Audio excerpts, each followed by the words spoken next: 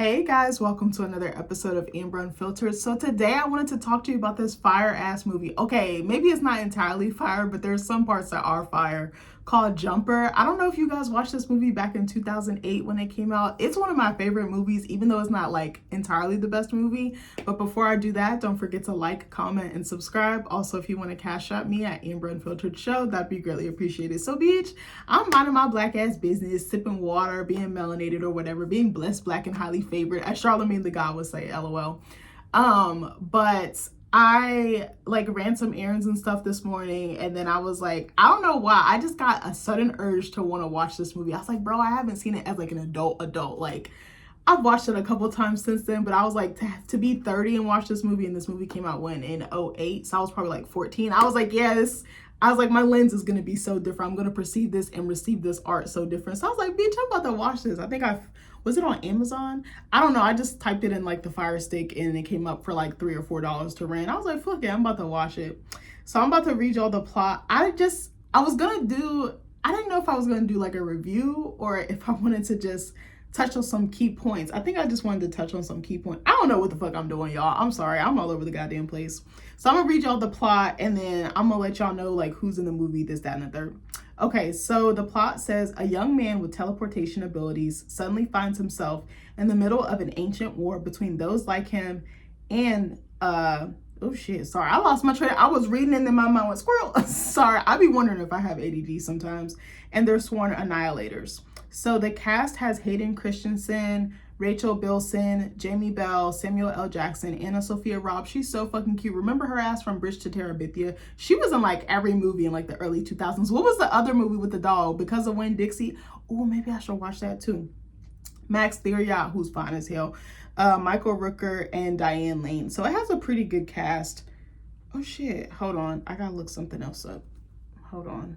I just thought about it. I forgot to put it on my tablet before I jumped online. Hold on. I think I wanted to like show y'all the Jumper movie premiere pictures. I don't know why. I just thought they were so cute. I just randomly got the urge to look at them. And then I was like, okay, like this is so cute. Like look at all of them. They just look adorable. Okay, hold on. Let me see if I can find another one. Samuel L. looked like someone's like uncle, cool uncle.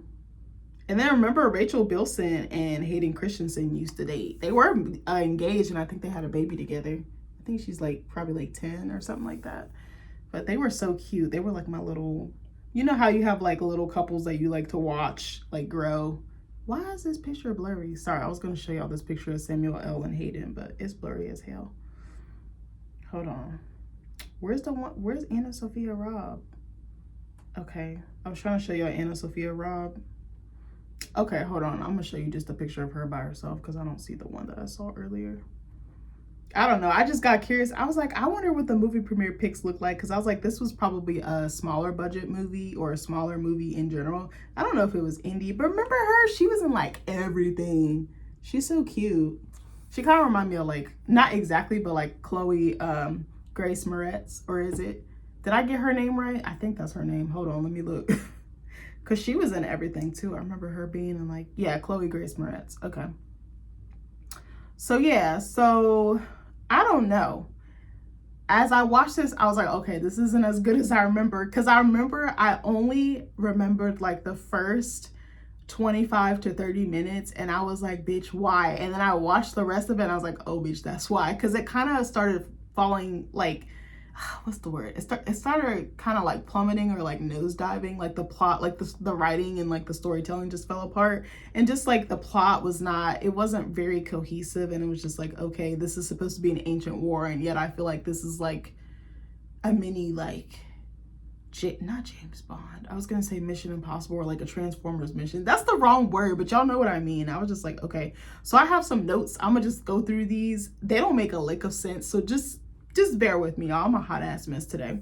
So I said, okay, so Hayden Christensen plays David Rice. He's the Jumper. He basically can teleport anywhere in the world, and he does.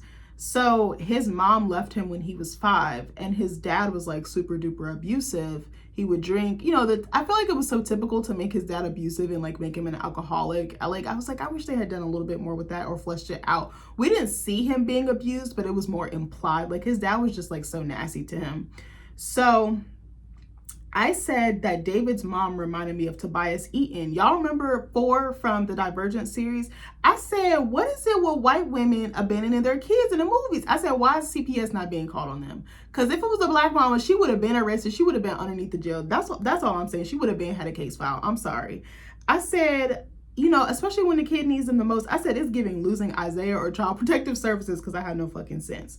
So I said that, you know, she left when the going got tough.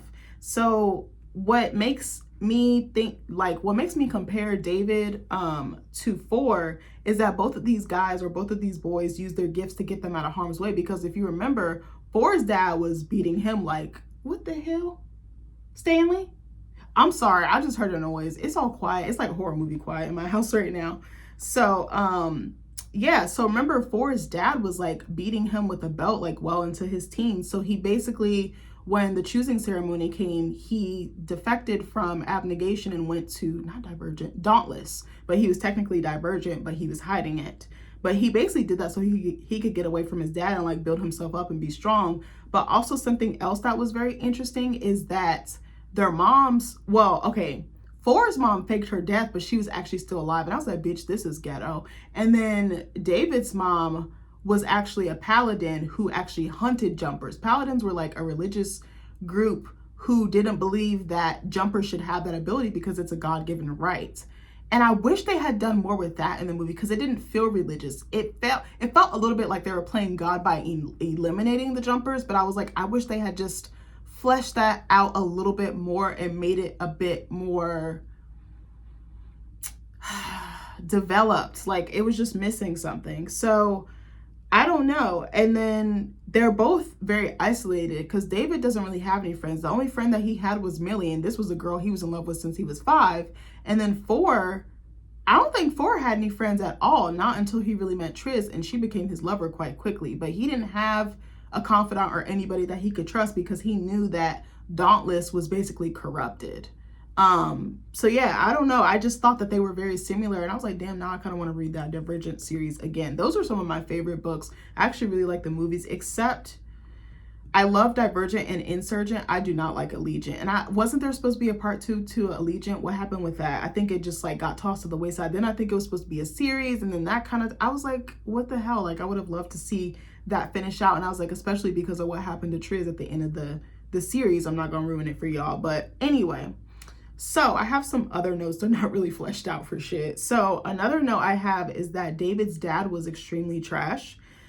Even though he was, because he was hitting his child and his wife and just a nasty person or a cruel person, I said, again, I'm not empathizing with an abuser, like saying what he did was right. I'm saying more so I can empathize with the fact that both of the people that he cared about or his family unit that he created walked out on him, like his wife, then his kid. But it's like, if he was a better person and a better human being, then they wouldn't have done this. It's like he should have looked in the mirror at his actions, maybe stopped and tried to pivot from that. Also, sidebar, do you guys feel like someone who's abusive can stop being that way? Abusive, you know, narcissistic, or just cruel? Like, do you think that they can turn over a new leaf? Like, do you think that's possible? Let me know in the comments. Keep it cute, of course, keep it nice. So I also said, okay, so when David gets older, he starts robbing banks. He's able to jump in the banks or teleport in the banks and get in and out without being detected. And he was stealing because he basically did come from an impoverished background. So do you guys think that David is a criminal or that he's a victim of his circumstances? Because I kind of feel like he's not a criminal. I'm probably wrong for saying that, but I was like, he's literally a victim of his circumstances. And I was like, you know, the system cheats us, so I'm not mad at him for cheating the system. You know what? I think it would be interesting if they redid the movie and made him a black boy. I'm sorry. I think that would be really tight. That's just me. Kind of like that show Supercell, you know? Hold on one second. I'm gonna take a sip of water.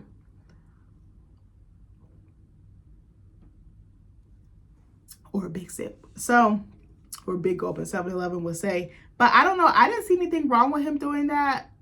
This is so bad to say. I don't condone stealing, right? But I don't know. I was like, he just didn't have the best upbringing. He didn't have a lot of skills. He didn't have a lot of job or workforce experience.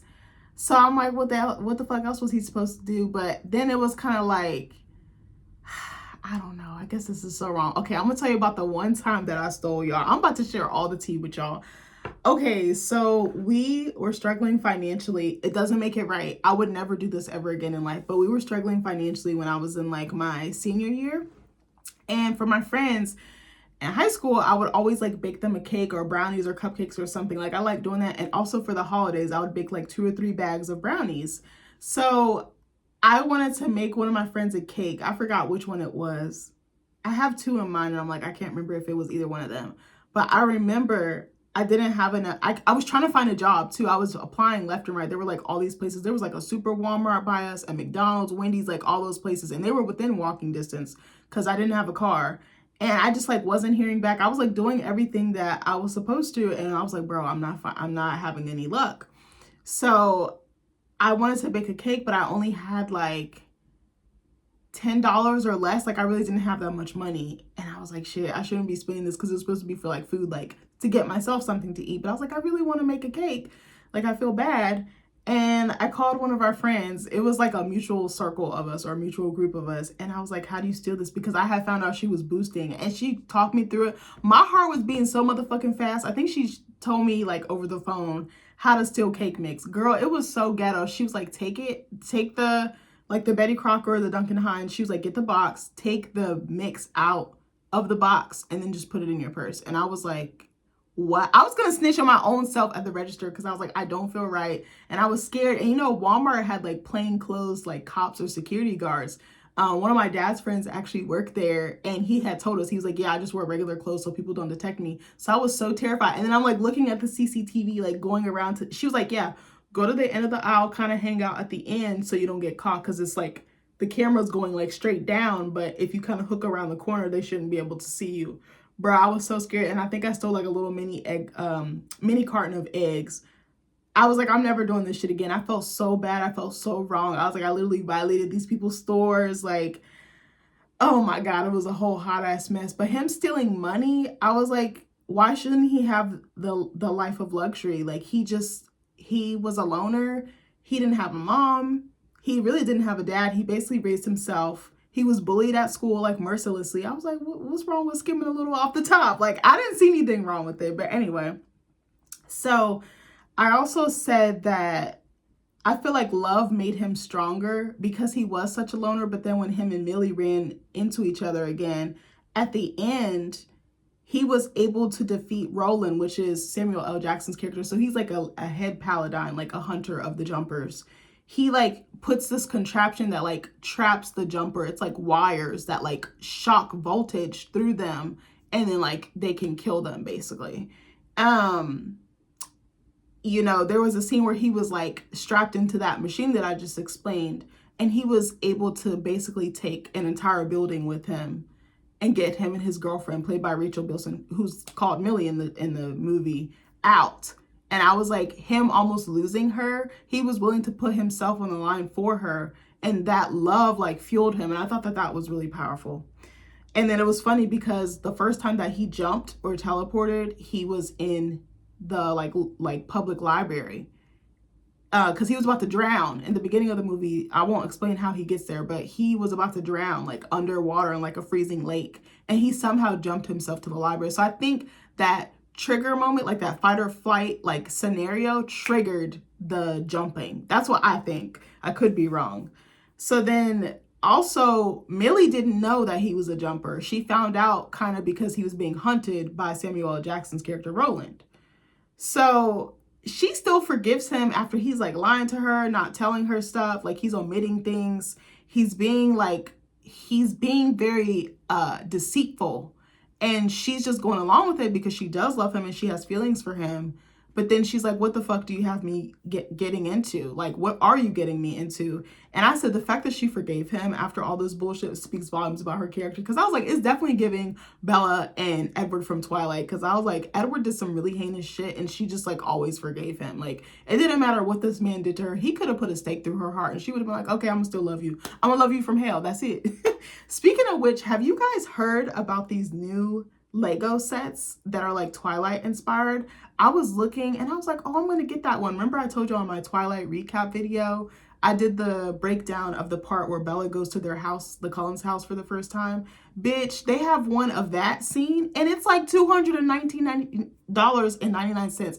I said $200 for some plastic bricks is nasty work. Like, I was about to buy it, and then I was like, nah, because I was like, I don't even play with Legos. I was like, what the fuck am I going to do with this? I'm not 12. Like, you can play with Legos at any age, but I was like, this is ridiculous. I was like, they're able to sell your nostalgia back to you and get top dollar for it. I was like, this is insane. Some guy like submitted this idea and he got like 10,000 like likes or like votes on like Lego's website, because they have like a think tank or whatever where you can submit ideas for new sets, and they're selling out like crazy, I believe. I was like, I'm not paying $200 for that shit, but more power to people who are. Also, I wanted to make a comment. I know I'm all over the place.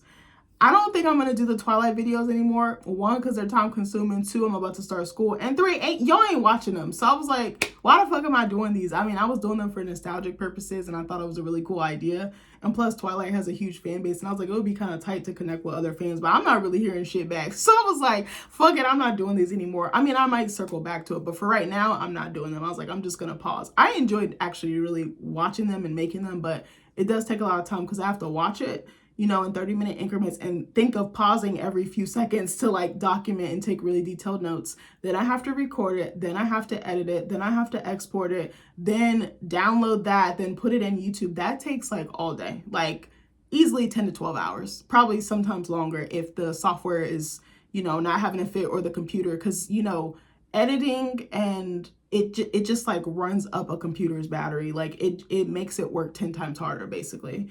It'd be sound like a damn spaceship. But anyway, yeah, so I just wanted to let you know that. And then, I don't know. Okay, so I wanted to talk about, I love the love story in this movie, and I think that's my favorite part of the movie. I do like action and I do like sci-fi and fantasy, but I was like, the love story was so cute because I actually think the casting was really good too, like especially with David and Millie. So the younger David is played by Max Theriot. I'm going to show you his picture. He is a little cutie. Hold on. I've been seeing him and stuff since I was like a teenager, probably younger than that. Wasn't he in that movie House at the End of the Street with Jennifer Lawrence? That movie was so wild. Hold on. He's a cutie. Hold on. I'm going to try to see if I can show you a picture of him. Y'all have seen him before. He's a little snack. A little snack. Oh, is he married and stuff now? Oh, I don't think I knew that. But y'all have seen him in a lot of stuff, I'm sure. But he played the younger version of David. And then, like I showed you guys earlier, Anna Sophia Robb, was the younger version. And they just had such good chemistry. I also think the acting was very good because, what's his name? Max Theriot played like that aloof, awkward, like, I love this girl, but I don't know how to communicate that. I don't know how to get out of the friend zone. We know we like each other, but we're too afraid to like take the next step or get out of the friend zone. And then Anna Sophia Robb, she had like this cute, like, girl next door, like, just so sweet. She's popular. She's kind of like almost out of his reach, but then they still have something tethering them together. Like, I think that was such perfect chemistry. I wouldn't be surprised if they dated when they were younger. I don't know if they did, but that would have been cute. Like a little fun fact about the movie. But in the beginning, okay, I said I wasn't going to say it earlier. Fuck it, I'm going to spoil it for you guys. So if you don't want to hear anything else, log off the video or turn off the video. I don't know why I say log off. It's not Facebook. So the beginning opens with, I think it's like Hayden Christensen's character. Oh my God, why do I keep saying that? David's character is doing a voiceover, but it's the older version of him played by Hayden Christensen. And he's just talking about where he was and where he's been going, basically. And so we see David, this is them younger, David and Millie kind of interact. He sees her at her locker or something like that, I think. And then they go outside and he gives her this cute snow globe because he knows she likes to travel. Oh yeah, we see Millie at her locker and she opens it and she has like some of her top places that she wants to visit, like Rome, Prague, stuff like that. And then he sees, you know, he's kind of looking at her like, I still love you. I still want you. And then they go outside. I think they're getting ready to like be dismissed and go home, like get on the bus. And so he gives her this really cute snow globe. I forgot what it was of. I don't know if it was of Rome or not, or it might have been Paris, I believe it was. And was it the Eiffel Tower? Yeah. And he was like, you know, there's a couple steps missing, but I found it at a yard sale and I thought of you. And she just like lights up. And it's just, again, those little small details of like listening and showing effort and kind of like, that's something I feel like my husband is really good at. I feel like my husband would have done that if we were younger. Like, I know you like to travel. I got you this like really sentimental thing. And it's really not about money. It's more like the effort and the intention behind it. I think that really matters. So of course it's nice to be spoiled every once in a while, but you know, it just, those little things really add up. I can't stress it enough. Like, one time, it was like when we first started dating, Nick would go crazy for Christmas. I was like, bro, what? Like, I never had a guy go this ham, but I think he just really wants me to have the best. And he just like wants, like, I think because he knows how much I've been through and like how like I don't really trust people and I don't expect much. Like, I'm willing to do for other people, but I don't expect it back. He just loves to shower me. Like, I don't know how to explain it. He do not play about me. That's one thing about him. But I remember I had told him that I liked vinyl records because I've had a couple of vinyl players. And there was one that I really wanted. It was Jhené Aiko's Sold Out. Y'all remember that album? It came out in like 2014. That album is so hard. Maybe I should listen to it later. But I remember I had told him I wanted it in like the beginning of that year. It was like January, February, March. Do you know he got me that for Christmas? And he was like, yeah, I just take notes on stuff that you tell me that you like or you want.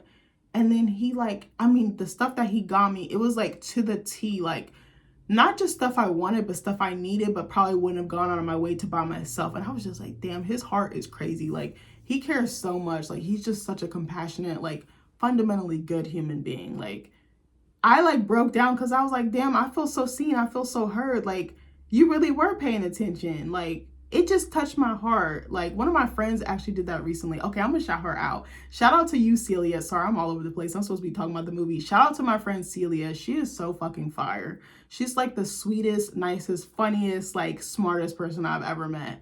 But me and her be talking about so much stuff. And I had told her that I wanted to try Hailey Bieber's skincare line, Rhode. And I was like, bitch, I'm not buying this for myself because baby, I'm poor. But also her stuff sells out. Like, there's a wait list for their stuff. Her stuff be selling out in like 2 minutes. I was like, there's no way. Do you know we met up the other day for dinner after orientation? And she was like, she had told me a while ago, she's like, I got you a Christmas present. But, you know, with the holidays, you're busy. She was flying out of town to see family, this, that, and the third. So I was like, we'll connect when you get back. So that way we're not rushing. You know, we want to take our time. Like, we want to enjoy our time together. So she gave me my present and then I opened it when I got home because I was like, can I open it now? And I was like, okay, I'll take a video and I'll send it to you of me opening it. And I had Nick record it. Do you know she got me the Rhode skincare set? And I was like, one, I know this wasn't cheap. Two, you was really listening. Like, you really see me. You really hear me. And you got me something that, like, out of the kindness of your heart. Like, it just touched me. Like, I was just so shocked. I was like, bitch, why would you spend this type of money on me? But she's like, I was so excited to give it to you because I knew exactly what to get you. And I just like really wanted to like make your day. And I remember she had said, it's something that you had wanted. And I thought it was something for my channel, like lighting or something. I don't know what the hell I thought she was going to give me, but it was not that. And it came in this cute bag. Like, oh my God, I would show y'all on camera, but I kind of want to like not get up in the middle of a video, but also just keep it for myself. Like, even though I share that with you guys, but just stuff like that, like getting people gifts that, like, again, they wouldn't normally get themselves, you know, because we don't tend to splurge on ourselves. Like, maybe certain things like food, clothes, or entertainment, but a lot of the times we're not going to go out of our way to get ourselves something nice like that. And it just, I was like, I have really good people around me. Again, it's not about the monetary value. It was really like the fact that they did it from the kindness of their heart and how pure their hearts were and how giving and loving they truly are. I think that's what really touched my heart. And the fact that they listened to something I said fucking months ago. Like, I don't even remember when we talked about this, but I know it wasn't recent. But anyway, yeah, so this bully comes up. His name is Mark. When David and Millie are like outside and he gives her the snow globe, he grabs it from Millie and then like yeets it into like this, it's not in the river, it's like on the top. So the river is like iced over. It's like snow, but it's icy underneath. So David walks to go get it and Millie's like, no bitch, don't go get it. And what does David do? He goes to get it to prove I'm a man. I think he just wanted to prove like, I'm not a bitch. Like, I'm tired of you bullying me. Like, this is it. This is the last straw. I think that was him like growing some cojones kind of type of thing. And he also probably didn't want to look weak in front of, you know, his boo thing or potential boo thing. So he goes to get it, and right when he does, he falls under, and that's the first time that he jumps, which is what I said earlier. But I don't know. And then some time passes by. He's like, you know, I told you he was robbing banks. He was living in like this luxury apartment. He could go anywhere, do anything, be with any woman. And he was out here doing his thing. But then something forces him to come back home. And then the first thing that he does besides going back home is to go see Millie. And just just the fact that they didn't give up on each other and that they still, like, that torch was still burning was so fascinating, or like that flame was still burning. I was like, oh, like, I don't know why. I was just like, oh, like, I feel like that would be me and Nick, like, if we had met a different time in life or whatever. But I don't know. And then there's a part where, like, there's a bar scene with that same classmate that had bullied David when he was younger. And he, like, kind of got punched in the face and he was, like, bleeding a little bit. And she's like, come on. And it's like this. I love the music and I love the chemistry between Hayden Christensen and Rachel Bilson. Like, it's so palpable. And I remember watching it when I was younger and I was like, I want to feel like that with someone. And then he, like, whisks her away to Rome, which is like her dream destination. And there's a scene where, like, she's like, how are you able to afford all this? He's like, I'm in banking. And I'm like, you sure are in banking, bitch.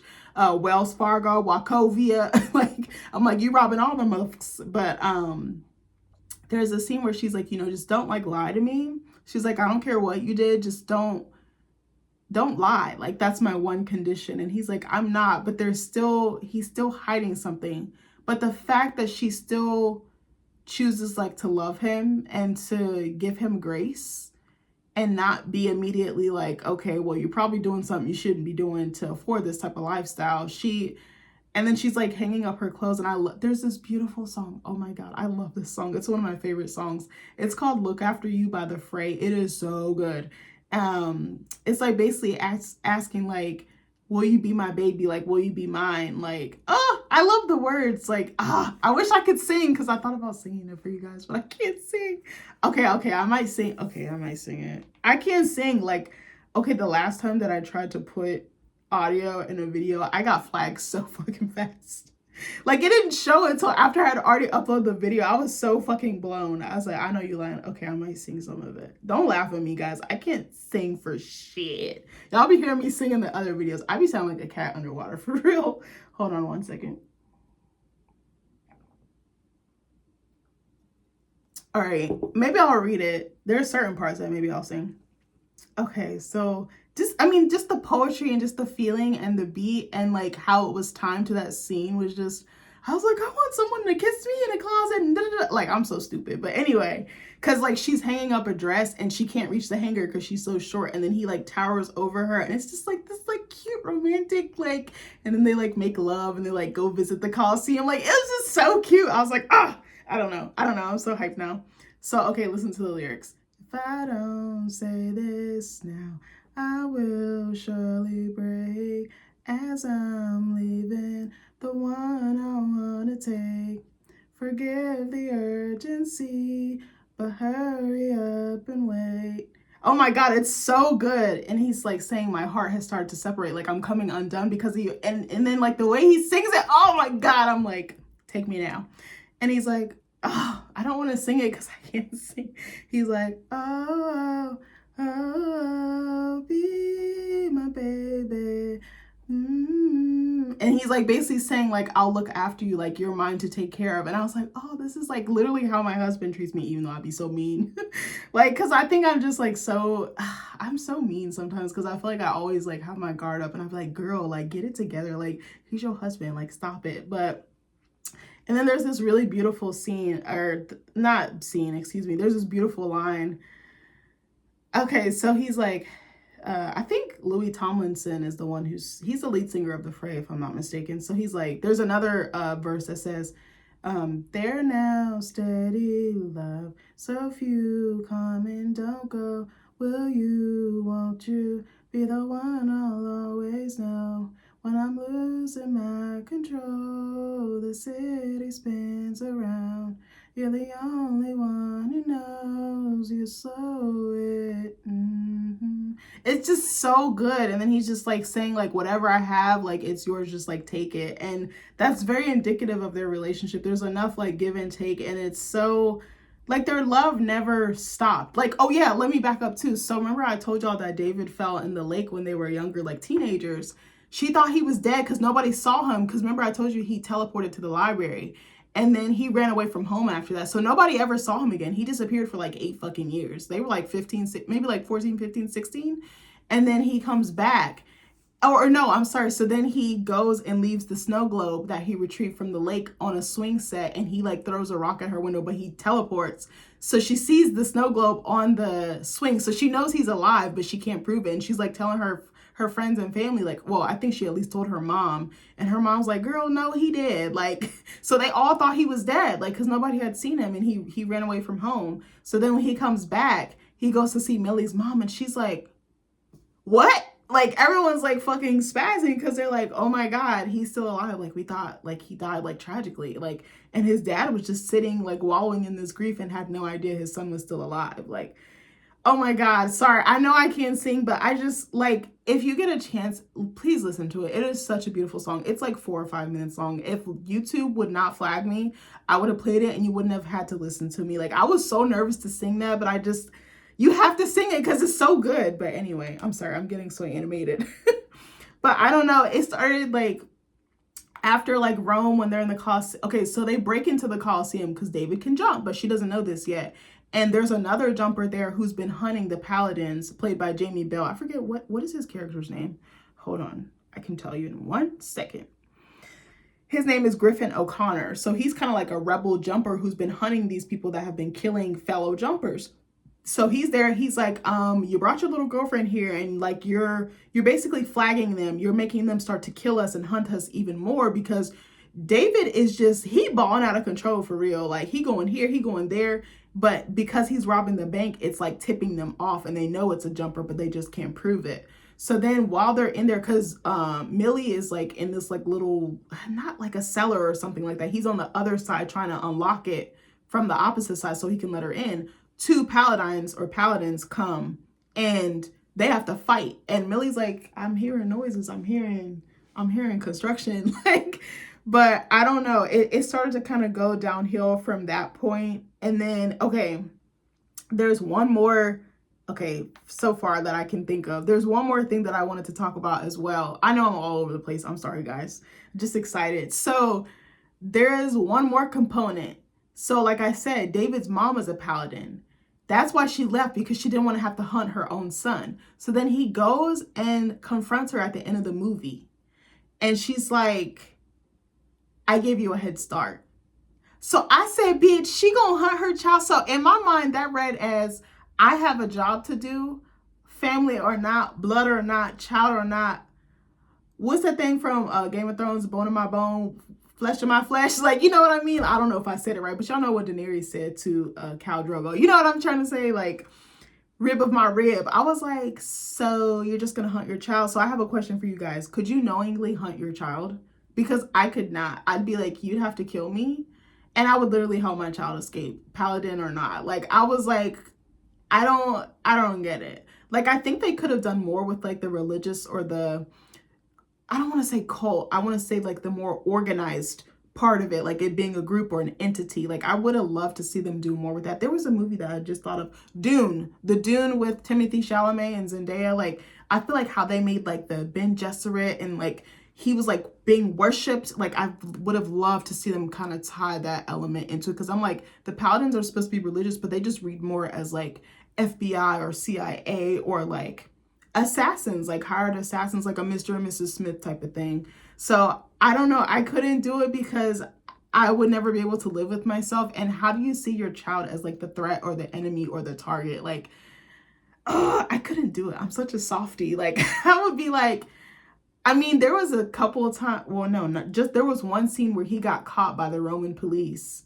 or the Italian police, and his mom helped him, like bought him some time. It wasn't much time. It was like 30, 60, 90 seconds, something like that. And she's like, you better jump now while you have it to do.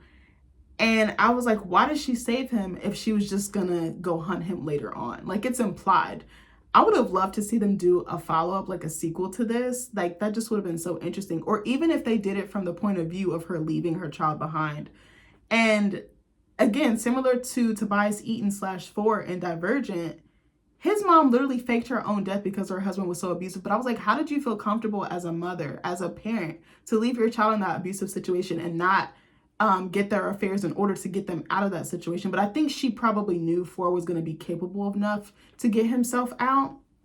But then she's like queen of the faction list, and she's like, a boss be? And I'm like, so you couldn't send for him when he came of age? If you was going to leave him at 5 or whatever the age was, why you couldn't get him when he was old enough to understand? Like, as a mother, I could not do that. I don't even have kids. I mean, I guess my dog is my kid, but I don't know why I was looking for him. I don't know why I just thought he was magically going to appear like poof. But, like, I could not do that. Like, I would just be awake at night, just like, what do I got to do to get my baby back? Like, I don't know. And then it was weird because Evelyn, Tobias's mom, was like trying to come into his life when he was already grown. And she's like trying to tell him what to do. And like, I'm like, he's not one of your henchmen. He's your child. Like, how hurt do you think he is? How hurt do you think he feels that you abandoned him at the worst possible time? And then there were rumors of her husband's / baby daddy's, or, you know, the father of her child's behavior, but it was covered up because one, he was like high up in the political space in their faction, and he was able to essentially use his like power and influence to shut it down. Like, but your child is the one who suffered. Like, no wonder Ford was isolated. No wonder he couldn't trust anybody. No wonder he had mental scars. No wonder his dad showed up in his simulation landscape. No wonder that was like one cross he felt like he couldn't bear. You know, like, I don't know how she did that. I don't know how either mom was able to do that. Maybe they felt like it was the best thing to do for them, but they were so selfish in their choice. And what killed me too was when David went home, or went to go see his mom at her home, she was like in a cut in the middle of nowhere. Like, it was the only house there. A girl opened the door, and it's played by Kristen Stewart. And she, or is it Kristen Stewart or Kirsten Stewart? No, Kristen Stewart. I'm thinking of Kirsten Dunst. My bad, y'all. Two totally different people. But she opens the door, and he's like, is Mary here? And she's like, Mom. So then he finds out he has a goddamn sister. And I'm like, you were comfortable starting another family, but you abandoned the one that you originally created? Like, I was like, and I was like, so is the daughter a jumper? Like, there are so many things they could have done with that. And the daughter's looking at him like, I don't know who the F you are, but he realizes who she is. Like, it's just so interesting. But anyway, if you guys get a chance, check out the movie. It's not the best, but it's not the worst. It's like a 6.5. If you just want to throw something on for like a quick hour and 20, hour and 30, like, it's a good movie to watch. Decent movie to watch. But I don't know. I wanted to talk about it because I was like, bro, does anyone else like this movie? I think I had the book too. I don't remember if I finished it, but the movie was supposed to be based on the book. But the ending just felt so plain to me. Like, I like how he went and confronted his mom. I'd be curious. Oh, wait. Did his dad die? Oh, no. I got questions. I think it's insinuated that Roland killed his dad, but I'm not sure because David took him to the hospital, but I don't know what ever came of that. See, there was some loose ends there as well, but I don't know. Let me know what you guys think. Tell me if my singing is trash, if I sound like a cat being held underwater against its will. But I love you guys. I hope you enjoyed the video. I hope you're having a good week, and I'll see you in the next video. Bye.